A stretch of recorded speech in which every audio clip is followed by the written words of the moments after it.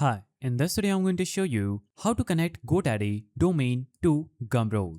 So in order to do this, first of all log into Gumroad and you'll be on your dashboard. Here, scroll down and click on settings icon. Now you will see this page where you have to simply click on advanced option just at the top right.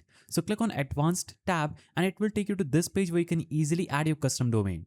So enter your custom domain in this field. Now simply click on verify option, and after you do this, if you see a failure message, recheck your DNS settings and wait for 24 to 48 hours for them to propagate. Now, click update settings to save your changes. Now, after you do this, you'll have to go to your GoDaddy account and click on manage DNS option. Now, choose records and click on the edit record option. Now, simply enter your e-name, c-name and other fields that will be shown on that page. Then click on add and forward it to the domain that you want to connect to.